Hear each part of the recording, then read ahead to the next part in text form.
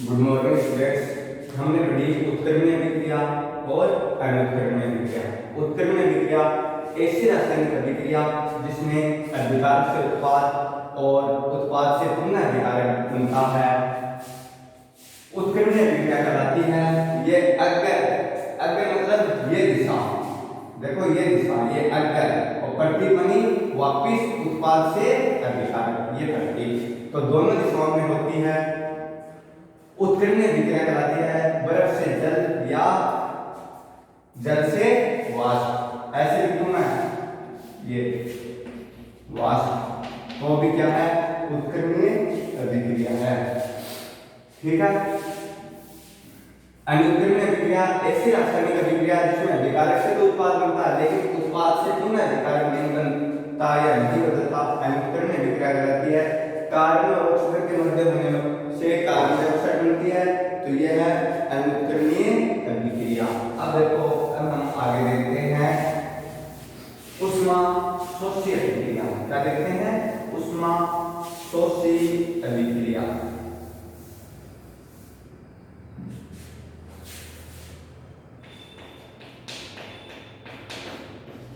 ऊष्माशोषी अभिक्रिया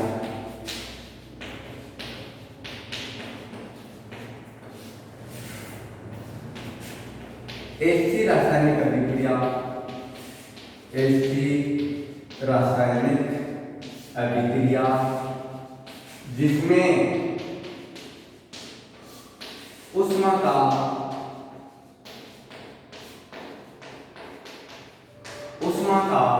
अवशोषण होता है, ऊष्माशोषी अभिक्रिया कहलाती है। ऐसी रासायनिक अभिक्रिया जिसमें ऊष्मा का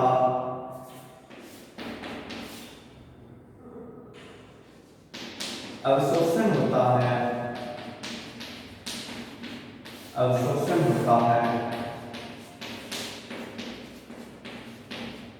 ऊष्माशोषी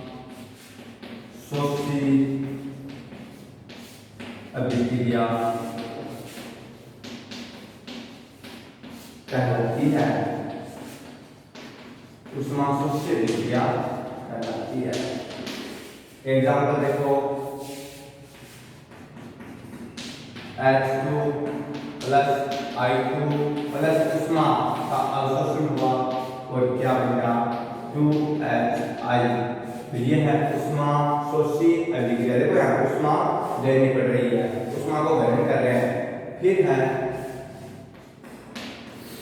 ऊष्मा क्षेपी या क्षेपी अभिक्रिया। क्षेपी का मतलब होता है उत्सर्जन।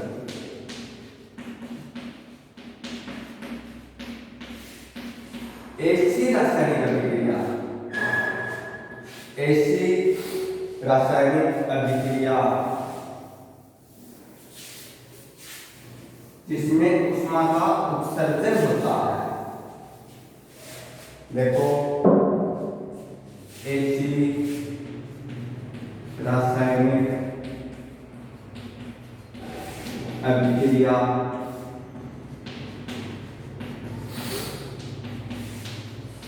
जिसमें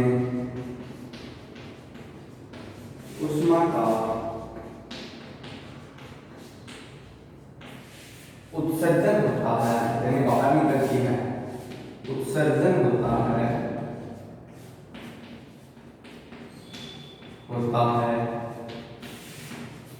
ऊष्मा क्षेपी अभिक्रिया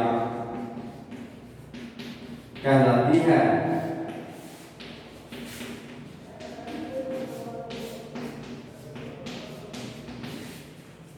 एग्जाम्पल है NaOH प्लस HCl बन गया NaCl प्लस जल प्लस ऊष्मा। ये देखो ऊष्मा बाहर निकल रही है, तो ऐसी रासायनिक अभिक्रिया जिसमें ऊष्मा का उत्सर्जन होता है, ऊष्मा क्षेपी अभिक्रिया कहलाती है। ऊष्माशोषी अभिक्रिया ऐसी रासायनिक अभिक्रिया जिसमें ऊष्मा का अवशोषण होता है। शोषी का मतलब शोषण, अवशोषण होता है, ऊष्माशोषी अभिक्रिया कहलाती है। H2 प्लस I2 ऊष्मा ऊष्मा को ग्रहण करेंगे और 2Hi हाइड्रोजन आयोडाइड बनता है। ऊष्मा क्षेपीय अभिक्रिया ऐसी रासायनिक अभिक्रिया जिसमें ऊष्मा का उत्सर्जन होता है, ऊष्मा क्षेपीय अभिक्रिया कहलाती है। क्षेपी का मतलब उत्सर्जन, बाहर निकलना। NaOH plus HCl, NaCl plus जल प्लस ऊष्मा। इसके बाद में आता है ऑक्सीकरण।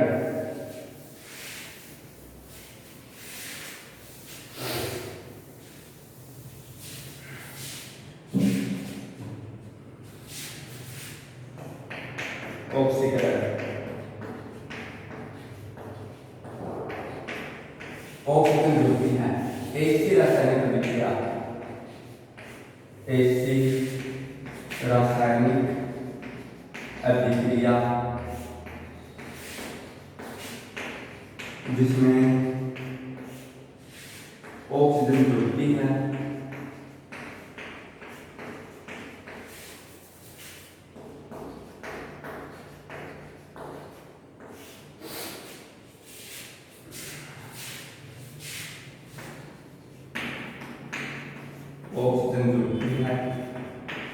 तथा हाइड्रोजन घटती है, हाइड्रोजन हटती है, ऑक्सीकरण कहलाती है।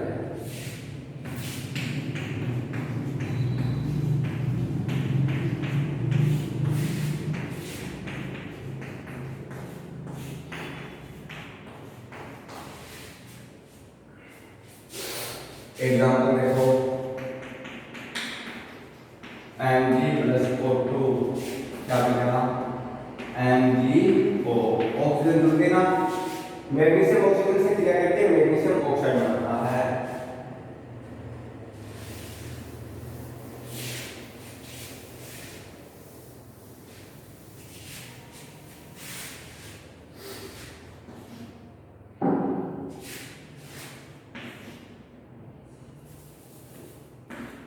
C2H6 C2H4 plus H2 hydrogen हट गई तो कौन सी अभिक्रिया है, ऑक्सीकरण। क्या आता है, अपचयन। क्या आता है, अपचयन। ऑक्सीकरण को ऐसी रासायनिक अभिक्रिया जिसमें ऑक्सीजन जुड़ती है और हाइड्रोजन हटती है, ऑक्सीकरण कहलाता है। Mg+O2 Mg जुड़ गई MgO, यहाँ पर क्या था C2H6, यहाँ पर क्या हो गया, हाइड्रोजन कम हो गए, 2 हट गए, मतलब क्या हो गया, ऑक्सीकरण, अपचयन।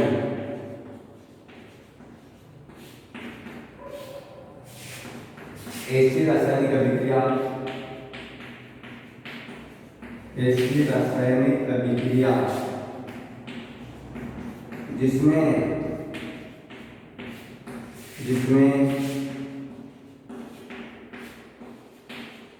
हाइड्रोजन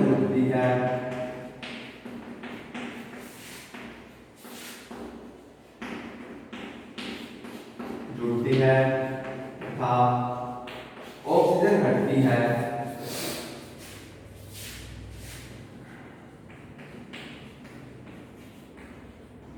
ऑक्सीजन हटती है,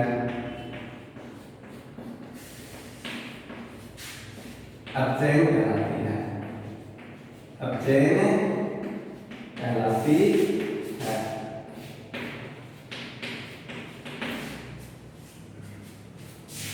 एग्जाम्पल C2H4 प्लस का H2 बन गया C2H6, हाइड्रोजन जुड़ गई, क्या जुड़ गई, हाइड्रोजन। ऐसी रासायनिक अभिक्रिया जिसमें हाइड्रोजन जुड़ती है तथा ऑक्सीजन हटती है, अपचयन कहलाता है।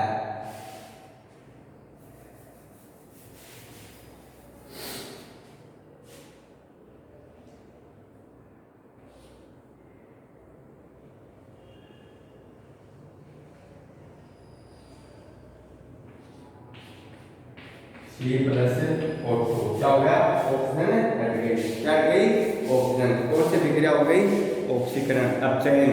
ऐसी रासायनिक अभिक्रिया जिसमें हाइड्रोजन जुड़ती है तथा ऑक्सीजन हटती है, अपचयन कहलाती है। C2H4 तो क्या बन गया, और इसमें हाइड्रोजन जुड़ गई तो C2H6 CO2 C+O2। इसके बाद आता है रेडॉक्स। क्या आता है? रेडॉक्स। रेडॉक्स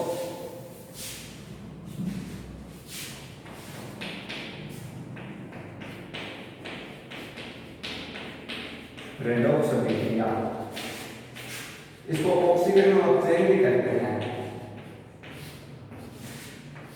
ऐसी रासायनिक अभिक्रिया, ऐसी रासायनिक अभिक्रिया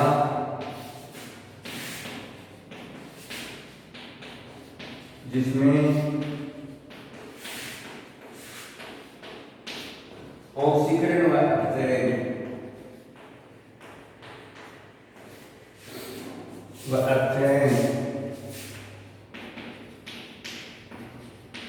अपचयन दोनों साथ साथ होते हैं, साथ साथ होते हैं, रेडॉक्स अभिक्रिया कहलाती है। रेडॉक्स अभिक्रिया कहलाती है। अब आपको समझना है, ये समझना है, क्या करना है? समझना, ध्यान से सुनना और ध्यान से देखना।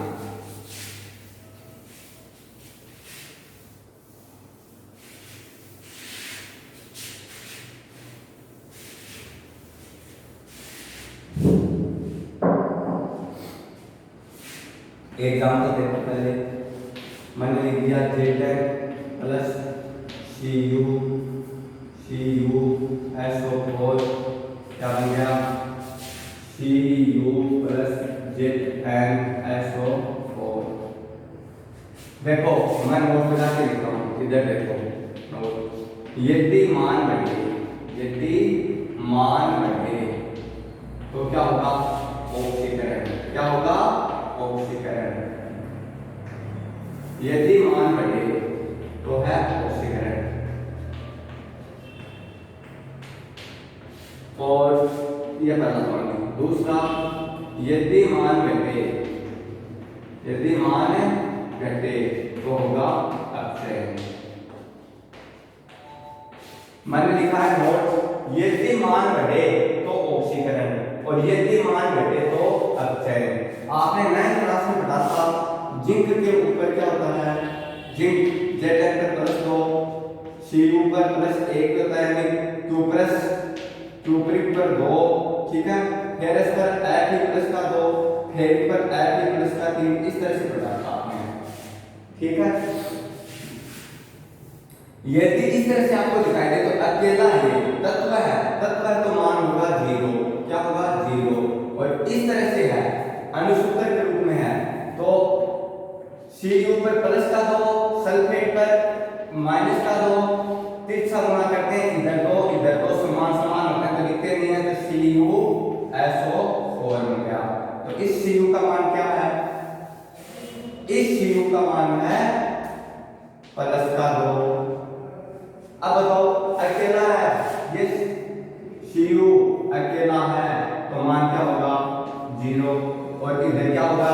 जिंक का +2 पढ़ा था आपने, Zn +2, SO4 पर क्या होता? -2, तिरछा गुणा करते हैं इनका, इधर दो समान है, इसे कट जाएंगे तो ZnSO4 ये लिखा जाता है। अब देखो जिंक का, इस जिंक की तरफ देखो, मान बढ़ाया गया, 0 से 2 की तरफ गया, मान बढ़ा। क्या बढ़ा? मान बढ़ा। मतलब है क्या है? ऑक्सीकरण है। क्या है? ऑक्सीकरण। इधर 2 से 0, Cu का देखो, इधर +2 है, इधर क्या है? 0, तो मतलब क्या हुआ? मान घटा। क्या घटा? मान घटा। तो ये क्या है? अपचयन है। क्या है?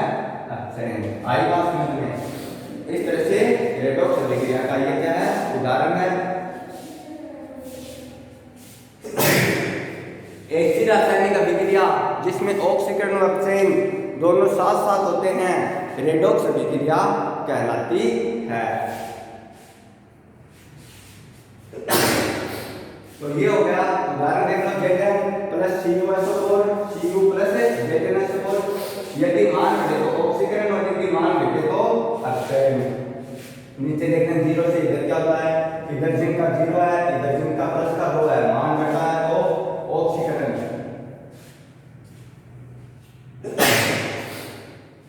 इधर Cu का प्लस का 2 और इधर Cu का क्या है 0, इधर से घटाते हैं तो क्या होगा, मान घट रहा है मतलब क्या हुआ, अपचयन।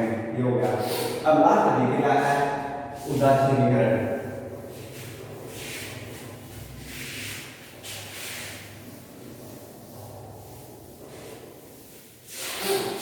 उदासीनीकरण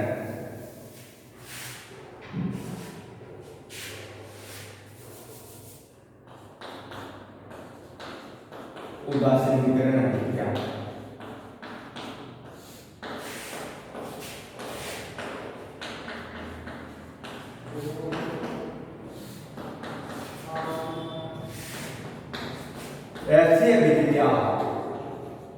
ऐसी अभिक्रिया जिसमें अम्ल क्षार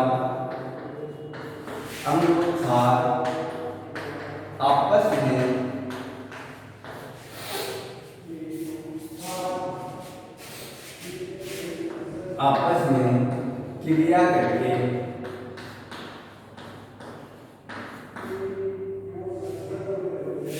लवण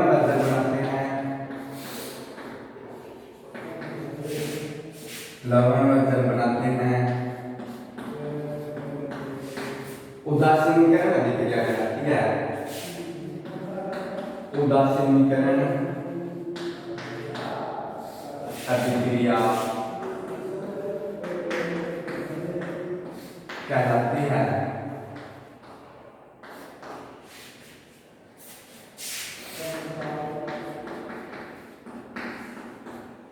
example HCl plus NaCl plus जल। इसके साथ अभिक्रियाएं, रासायनिक अभिक्रियाएं समाप्त होती हैं। फिर हम पढ़ते हैं उत्प्रेरक।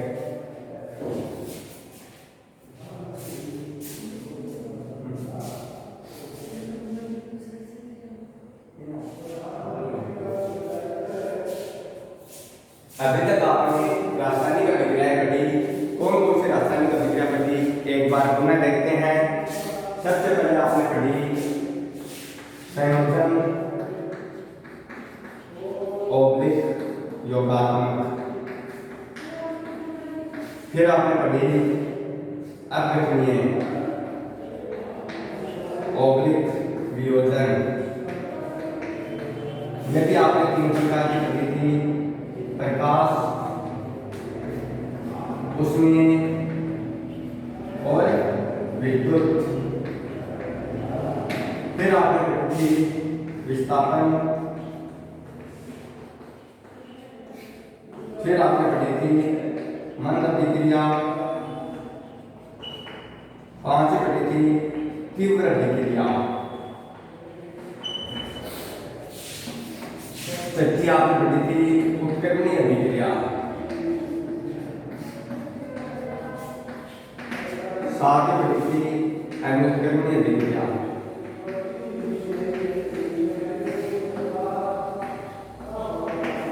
8 पढ़ी ऑक्सीकरण। 9 पढ़ी थी अपचयन। 10 पढ़ी थी उष्माशोषी। 11 पढ़ी थी ऊष्माक्षेपी। आपको ये सभी अभिक्रियाएं याद होती हैं, समीकरण के साथ याद होती हैं। 12 पढ़ी थी आपने रेडॉक्स और 13 पढ़ी आपने उदासीनीकरण अभिक्रिया। पहली पढ़ी संयोजन या योगात्मक करते हैं। दूसरी पढ़ी अपघटनीय या वियोजन। इसके अपन ने 3 प्रकार पढ़े थे, प्रकाश अपघटनीय, ऊष्मीय अपघटनीय अभिक्रिया और विद्युत अपघटनीय अभिक्रिया। फिर हमने पढ़ी थी विस्थापन अभिक्रिया फिर पढ़ी हमने मंद अभिक्रिया, फिर पढ़ी उसके आगे तीव्र अभिक्रिया, उसके आगे पढ़ी थी उत्क्रमणीय अभिक्रिया, फिर अनुत्क्रमणीय अभिक्रिया, 8वीं पढ़ी थी हमने ऑक्सीकरण, 9वीं पढ़ी थी अक्रिय अभिक्रिया, 10वीं पढ़ी थी ऊष्माशोषी और 11वीं पढ़ी थी ऊष्माक्षेपी, उसके बाद हमने रेडॉक्स अभिक्रिया और 13वीं पढ़ी थी हमने उदासीनीकरण अभिक्रिया। ठीक है, रोजाना याद करोगे तभी याद रहेगी, वरना आप इनको भूल जाओगे। आपको क्या करना है, आपको बिल्ली बनना है। जिस दिन आप घर के बाहर दूध रखते हो उसी दिन बिल्ली की जाती है, इसका मतलब आपके घर को रोजाना बिल्ली चेक करके जाती है। तो आपको भी वैसे ही रोजाना इनको चेक करना है, रोजाना रिवाइज करना है। रोजाना रिवाइज करोगे तो आपकी ये कंठस्थ हो जाएंगी और आप कभी भी इनको नहीं भूलोगे। आई बात समझ में। इसके बाद हम करते हैं उत्प्रेरक। क्या पढ़ते हैं, उत्प्रेरक। उत्प्रेरक मतलब कल पढ़ेंगे, क्या पढ़ेंगे कल, इनको रिवाइज करोगे और बार बार रिवाइज करोगे। ठीक है बच्चों।